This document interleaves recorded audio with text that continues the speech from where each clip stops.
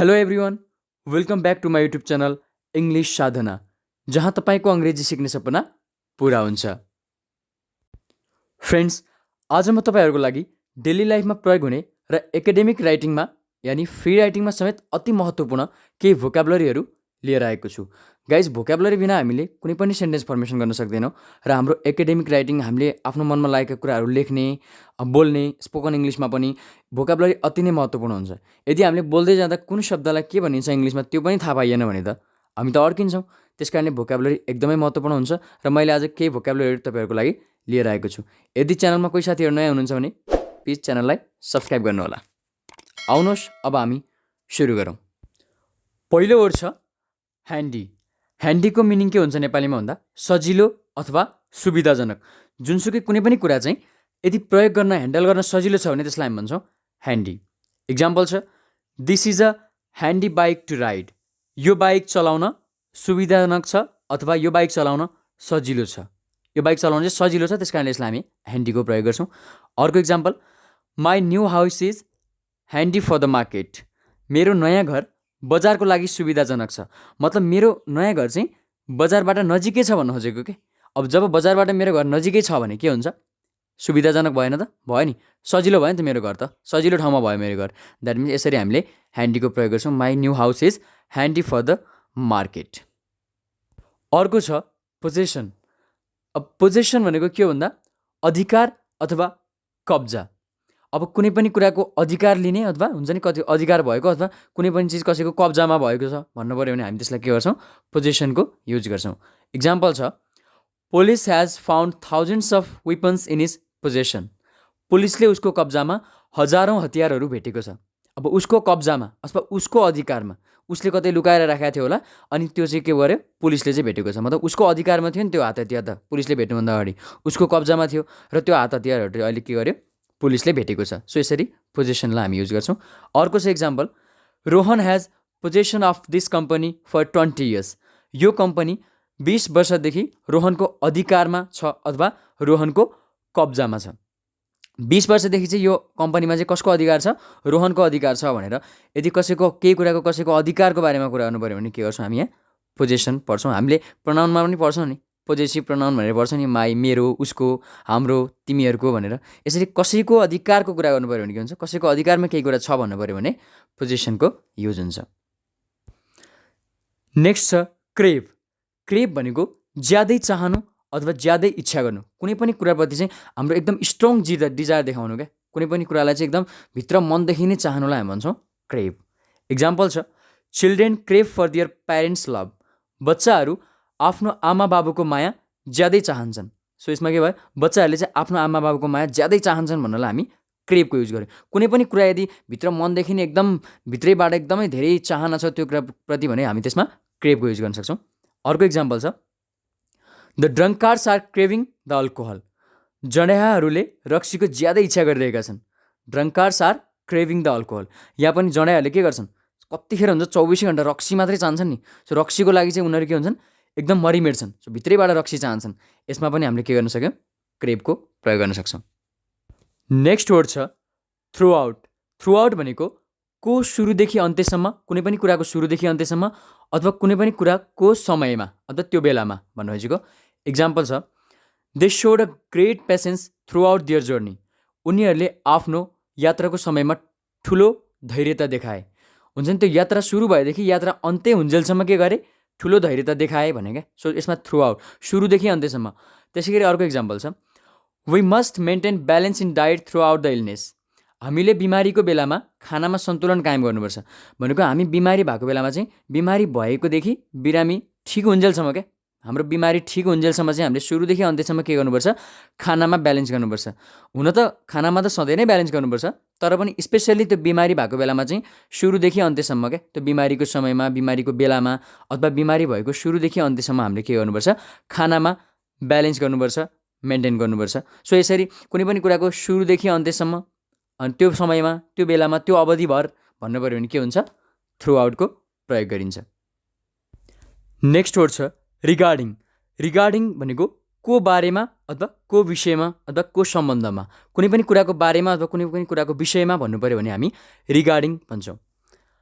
Example छ, what is your opinion regarding this proposal?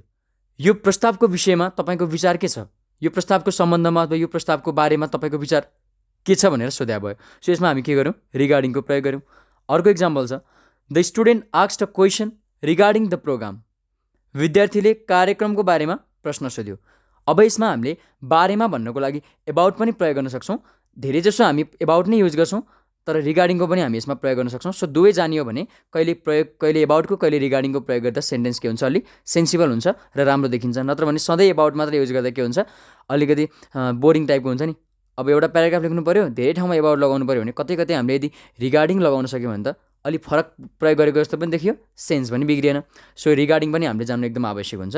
So the student asked a question regarding the programme. विद्यार्थीले कार्यक्रमको बारेमा प्रश्न सोध्यो। के को बारेमा? कार्यक्रमको बारेमा, कार्यक्रमको विषयमा, कार्यक्रम सम्बन्धी भन्न खोजेको। नेक्स्ट वर्ड छ डायर। डायर भनेको एकदम गम्भीर अथवा चिन्ताजनक, एकदम चिन्ताजनक, अत्यन्तै चिन्ता दिने खालको सिचुएसन हुन्छ नि, त्यसलाई हामी डायर भन्छौँ।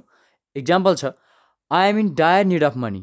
मलाई पैसाको अत्यन्तै खाँचो छ, मतलब मलाई पैसाको एकदम गम्भीर समस्या छ, पैसा नभएकोले चिन्ताजनक अवस्था छ, सो मलाई पैसा चाहिएको छ भन्न खोजेको। यो सेन्समा हामी डायरको प्रयोग गर्छौँ।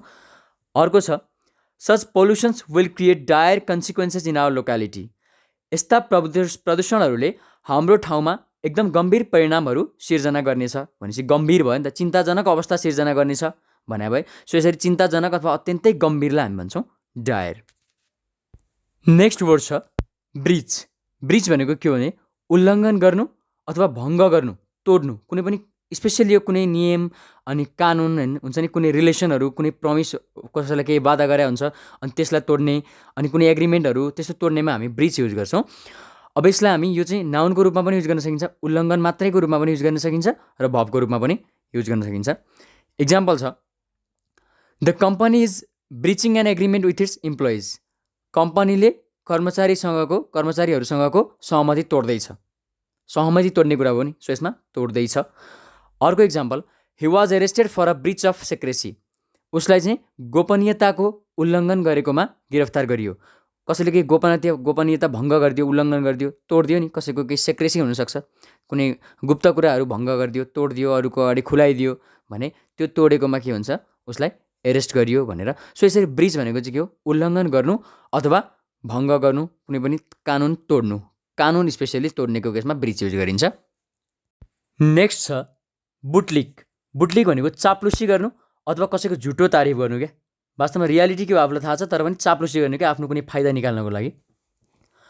इक्जाम्पल छ, he always bootlicks the leaders for money. ऊ पैसाको लागि सधैँ नेताहरूको चाप्लुसी गर्छ। सो आफ्नो फाइदाको लागि कसैको चाप्लुसी गर्ने। अर्को छ, why are you bootlicking that notorious criminal. तिमी किन त्यो कुख्यात अपराधीको चाप्लुसी गर्दैछौ, त्यो कुख्यात अपराधीको चाप्लुसी किन गर्दैछौ भनेर क्वेसन सोधाइयो, डब्लुएस क्वेसन हो। अर्को छ क्वारलसम। क्वारलसम भनेको झगडालु। झगडालु भनेको एउटा स्वभाव, एउटा प्रकृति हो। इक्जाम्पल छ, he is such a quarrelsome boy that no one likes him. ऊ यस्तो झगडालु केटा हो कि उसलाई कसैले मन पराउँदैन। ऊ यस्तो झगडालु केटा हो कि उसलाई कसैले मन पराउँदैन। सो झगडालुलाई कसैले पनि मन पराउँदैन। अर्को छ, you should not show quarrelsome behaviour in front of your seniors. तिमीले आफूभन्दा ठुलाको अगाडि झगडालु व्यवहार देखाउनु हुँदैन। तिमीले आफूभन्दा ठुला मान्छेको अगाडि चाहिँ झगडालु व्यवहार देखाउनु हुँदैन। मतलब झगडालु मान्छेहरू के हुन्छन्, आर्गुमेन्टमा फस्छन् नि, विभिन्न विवाद गर्ने खालको, अनि विवाद गरेर तछाड मछाड। झगडालु भनेको फाइटै हान्नुपर्छ भन्ने छैन, गएर बङ्की बङ्क कुट्नुपर्छ भन्ने छैन। झगडालु भनेको गफ गर्दाखेरि एकदम धेरै आर्गुमेन्ट गर्ने, धेरै विवाद गर्ने, नचाहिने कुराहरूमा धेरै इन्भल्भ हुने हुन्छ नि त गफ गर्दामा, त्यसलाई पनि हामी के भन्छौँ। अनि आर्गुमेन्ट गर्दाखेरि के हुन्छ, एकदम मैले भने ठिक हो, तैँले भने ठिक होइन भन्ने, एकदम झगडा गर्ने टाइपको क्या, त्यसलाई हामी भन्छौँ झगडालु। नेक्स्ट वर्ड छ टाढी। टाढी मिन्स सुस्त अथवा अति ढिलो हुन्छ नि। कहिलेकाहीँ हामी कसैलाई केही कुरिरहेको हुन्छौँ अनि कोही मान्छे एकदम अति ढिलो आउँछ, अति सुस्त, कुनै पनि काम एकदम सुस्त तरिकाले गर्छ, एकदम ढिलो तरिकाले गर्ने। सो यस्तो ढिलो अथवा सुस्त भन्ने सेन्स जनाउन हामी टाढीको युज गर्छौँ। इक्जाम्पल छ, डोन्ट बी टाढी फर द पार्टी। पार्टीको लागि ढिला नहौ, इम्पेरेटिभ सेन्टेन्स हो यो, डोन्ट बी टाढी फर द पार्टी। अर्को छ, they became angry due to my टाढी अराइभल। म ढिला आएकाले उनीहरू रिसाए। म ढिला आएकाले उनीहरू रिसाए। अब यसमा ड्यु टु माई टाढी अराइभल भनेको आगमन हो, त्यस कारणले मेरो ढिला आगमन भएकाले उनीहरू रिसाए भन्न पनि यसमा सकिन्छ। सो यसमा हामीले इङ्ग्लिसमा ठ्याक्कै ओड टु ओड ट्रान्सलेट गर्न सम्भव हुँदैन। त्यो हामीले सेन्सबाट हामीले इङ्ग्लिसलाई बुझ्ने हो। कहिलेकाहीँ हामीले सेन्स अनुसार पनि हामीले अर्कै तरिकाले सेन्टेन्स फर्मेसन गरेर त्यो सेन्स ल्याउनु पर्ने हुन्छ। त्यस कारणले सधैँभरि हामीले ओड टु ओड ट्रान्सलेट हेर्नु हुँदैन है त। सिक्दाखेरि हामी ट्रान्सलेटबाटै सिक्ने हो, तर जति जति हामी प्र्याक्टिस गर्दै जान्छौँ त्यति त्यति हामी त्यो नयाँ नयाँ सेन्स आफै डेभलप गर्न सक्ने हुन्छौँ हामी। नेक्स्ट वर्ड छ इन्सोलेन्स। इन्सोलेन्स मिन्स अपमान अथवा बदतमिजी भन्छौँ नि हामी, अपमानलाई हामी इन्सोलेन्स भन्छौँ। इक्जाम्पल छ you will get no excuse for this insolence. तिमीले यो अपमानको लागि कुनै बहाना पाउने छैनौ। कसैले कसैलाई अपमान गर्यो भने हामी भन्छौँ नि तिमीले यो अपमानको लागि तिमीले बहाना पाउने छैनौ, तिमीले माफी पाउने छैनौ भन्छौँ नि हामी त्यसरी। अर्को छ until when can you tolerate their insolence. तिमी कहिलेसम्म तिनीहरूको अपमान सहन सक्छौ, कहिलेसम्म तिमी चाहिँ उनीहरूको अपमान सहन सक्छौ भनेर यसलाई भनेको। नेक्स्ट छ एम्युज। एम्युज भनेको मनोरञ्जन दिनु अथवा आनन्द दिनु अथवा मन बहलाउनु। सो इक्जाम्पल छ I try to amuse him by telling a joke. मैले उसलाई जोक्स भनेर मनोरञ्जन दिने कोसिस गरेँ। यो हाम्रो सिम्पल पास्ट टेन्सको स्ट्रक्चर हो। सो टेन्स चाहिँ एकदम आवश्यक छ। सेन्टेन्स बनाउन जानियो भने हामीले यदि भोकाबुलरीलाई युज गर्न सक्छ। सपोज हामीलाई भोकाबुलरीको नलेज टन्नै छ तर सेन्टेन्स नै बनाउन आउँदैन भने हामीले केही गर्न सक्दैनौँ। त्यस कारणले सेन्टेन्स बनाउनको लागि विभिन्न स्ट्रक्चरहरू पनि पढ्न आवश्यक छ। यो चाहिँ हाम्रो सिम्पल पास्ट टेन्समा छ। अर्को छ I often amuse myself by listening to the old songs भनेको I often amuse myself by listening to the old songs भनेको म प्रायः पुराना गीतहरू सुनेर आफ्नो मन बहलाउँछु क्या। भनेको म आफूले आफूलाई आनन्द दिन्छु। कसरी? पुराना गीतहरू सुनेर। सो यसमा आनन्द दिनुकै सेन्स छ। आनन्द दिन्छु म आफूले आफूलाई, मतलब म आफ्नो मन बहलाउँछु पुरानो गीतहरू सुनेर। सो यो सेन्समा हामी के गर्छौँ एम्युजको युज गर्छौँ मनोरञ्जन दिने सेन्समा। त्यसै गरी अर्को छ अब्स्टिनेट। अब्स्टिनेटको मिनिङ के हुन्छ भन्दा जिद्दी अथवा एकदम हठी। भनेको आफूले भनेपछि त्यो भन्यो क्या त्यस्तोलाई हामी भन्छौँ जिद्दी अथवा हठी। Of a person or a situation. अब यो चाहिँ कुनै एउटा सिचुएसनको लागि पनि यो जिद्दी युज गर्न सकिन्छ अनि कुनै व्यक्तिको लागि पनि युज गर्न सकिन्छ। जस्तै अफ अ पर्सन भनेको कुनै व्यक्ति एकदम जिद्दी छ, उसले सोचेपछि त्यो सोचे भने जस्तो भयो। अफ अ सिचुएसन भनेको कुनै एउटा यस्तो अवस्था जुन अवस्था चाहिँ अहिले भइरहेको अवस्थालाई चाहिँ हामीले चेन्ज गर्न त्यसलाई हटाउन चाहिँ एकदम मुस्किल छ, एकदम कठिन छ भने त्यो अवस्था पनि त के हो एकदम जिद्दी हो नि त। त्यसलाई हटाउनै सकिँदैन भने त्यो जिद्दी भएन त भयो नि। सो यो सेन्समा हामी अब्स्टिनेटको युज गर्छौँ। इक्जाम्पल छ everyone is fed up with his obstinate nature. उसको जिद्दी प्रवृत्तिदेखि सबै दिक्क छन्। उसको जुन जिद्दी गर्ने प्रवृत्ति बानी छ नि त्योदेखि सबैजना दिक्क छन् भनेको यो हाम्रो के भयो सिम्पल सेन्टेन्स हो। सिम्पल सेन्टेन्सको स्ट्रक्चर हो। सिम्पल सेन्टेन्सको भिडियो लेक्चरमा गएर सिम्पल सेन्टेन्सको बारेमा पनि एकदम राम्रोसँग सिक्न सक्नुहुन्छ। अर्को छ he could not face the obstinate problem of unemployment. उसले बेरोजगारीको हठी समस्याको सामना गर्न सकेन। अब यसमा यो बेरोजगारी भनेको एउटा समस्या भयो, यो सिचुएसन भयो, अनि यो बेरोजगारीको समस्या त सजिलै हट्छ त हट्दैन नि, यसलाई त हटाउन सकिँदैन। त्यस कारणले सजिलै हटाउन नसक्ने भएपछि यो बेरोजगारी पनि त एकदम जिद्दी जस्तो भयो नि त, एकदम जिद्दी बेरोजगारी भयो क्या, एकदम हटाउनै नसक्ने, कम गर्नै नसक्ने। त्यस कारणले हामीले यसमा पनि अब्स्टिनेट प्रब्लम भन्यौँ नि। So he could not face the obstinate problem of unemployment. उसले बेरोजगारीको हठी समस्याको सामना गर्न सकेन, त्यही भएर ऊ विदेश गयो क्या। सपोज मानौँ न कोही विदेश गयो, किनकि यहाँ नेपालमा भएको बेरोजगारी समस्यालाई उसले सामना गर्न सकेन, त्यस कारणले ऊ गयो विदेश पैसा कमाउनको लागि। सो जीवन त चलाउनु पर्यो। नेक्स्ट वर्ड छ होल हार्टेडली। पुरै भित्री मनदेखि। होल हार्टेडलीको मिनिङ के हो? पुरै भित्र मनदेखि नै क्या, एकदम जी जान से भन्छ नि हिन्दीमा। सो भित्र मनदेखि नै कुनै पनि कामको लागि इच्छा टाइपको हुन्छ नि, त्यसलाई हामी होल हार्टेडली भन्छौँ। इक्जाम्पल छ I agree with him whole heartedly.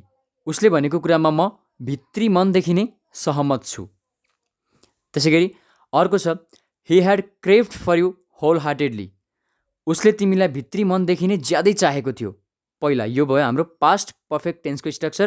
त्यसपछि he had craved for. Crave भनेको ज्यादै चाहनु, अगाडि नै मैले डिस्कस गरिसकेको छु र यसलाई हामी होल हार्टेडलीमा मिलाउन सक्छौँ। ही ह्याड क्रेभ्ड फर यु, उसले तिमीलाई ज्यादै चाहेको थियो होल हार्टेडली, भित्र मनदेखि नै ज्यादै चाहेको थियो। यसरी हामी सेन्टेन्स बनाउन सक्छौँ होल हार्टेडली। यो एकदम इम्पोर्टेन्ट स्ट्रक्चर हो, भोकाबुलरी हो, किनभने यसलाई हामी डेली लाइफमा पनि युज गर्न सक्छौँ र विभिन्न एकाडेमिक राइटिङमा पनि हामी युज गर्न सक्छौँ। जति पनि आजको यो भिडियोमा भोकाबुलरीहरू छन् ती सबै एकदम महत्त्वपूर्ण छन्। र हाम्रो लास्ट भोकाबुलरी रहेको छ टर्म्स। टर्म्स भनेको शर्त अथवा सम्बन्ध। इक्जाम्पलबाट बुझौँ I want to leave this job on my own terms. म यो जागिर आफ्नै शर्तमा छोड्न चाहन्छु। आफ्नै शर्तमा मतलब यो शर्त मेरो हो, यो शर्त र कन्डिसन मेरो हो। म कसैलाई यो जागिर छोड्नु कसैको कारणले होइन कि म आफ्नै तरिकाले आफ्नै इच्छाले चाहिँ जागिर छोड्न चाहन्छु भन्ने सेन्स दिन्छ यसले। अर्को छ we will be on good terms forever, हाम्रो सम्बन्ध सधैँको लागि राम्रो हुनेछ। हामी नर्मली सम्बन्धको लागि पनि टर्म्स युज गर्छौँ नि, जस्तै हुन्छ नि कसैसँग बोलचाल छैन भने टर्म नै छैन यी दुईजनाको भन्छौँ नि हामी, अथवा यसको चाहिँ योसँग एकदम राम्रो टर्म छ है भन्छौँ नि, राम्रो सम्बन्ध छ है भने। सो टर्म्स भनेको सम्बन्धको लागि पनि प्रयोग हुन्छ। So we will be on good terms forever, हाम्रो सम्बन्ध सधैँको लागि राम्रो हुनेछ भन्ने सेन्स दिन्छ। सो गाइज यसरी यो 15वटा भोकाबुलरी आज मैले यो भिडियोमा लिएर आएँ। तपाईँहरूलाई यो भिडियो कस्तो लाग्यो? यदि भिडियो मन परेको छ भने प्लिज भिडियोलाई लाइक कमेन्ट र सेयर गर्नुहोला। अनि मेरो युट्युब च्यानल इङ्ग्लिस साधनालाई सब्सक्राइब गरेर साइडमा रहेको बेल आइकनलाई दबाई अल नोटिफिकेसनमा क्लिक गर्नुहोला, ताकि मैले अपलोड गर्ने हरेक भिडियोको नोटिफिकेसन तपाईँहरूलाई आउनेछ र कुनै पनि भिडियो लेसन छुट्ने छैन। मैले यस च्यानलमा इङ्ग्लिस सम्बन्धी विभिन्न जानकारीहरू लिएर आइरहेको हुन्छु। कहिले कुनै नयाँ स्ट्रक्चर लिएर आइरहेको हुन्छु, कहिले कुनै टपिकको बारेमा कभर गरिरहेको हुन्छु, कहिले कुनै भोकाबुलरीहरू लिएर आइरहेको हुन्छ आजको जस्तै, र कतिपय बेला म विभिन्न सेन्टेन्सहरू फर्मेसन लिएर आइरहेको हुन्छु। विभिन्न WH क्वेसनका कुराहरू भयो, डेली लाइफमा युज हुने सेन्टेन्सहरू भयो, डेली लाइफमा युज हुने इङ्ग्लिस वर्ड्सहरू भयो। सो यी सबै लिएर आइरहेको हुन्छु र यी चिजहरूलाई राम्रोसँग सिक्नको लागि चाहिँ यस च्यानललाई फलो गर्नुहोला। र अब अर्को भिडियो लेक्चरमा फेरि यस्तै महत्त्वपूर्ण टपिक लिएर आउनेछु। त्यति बेलाको सम्मको लागि बाई।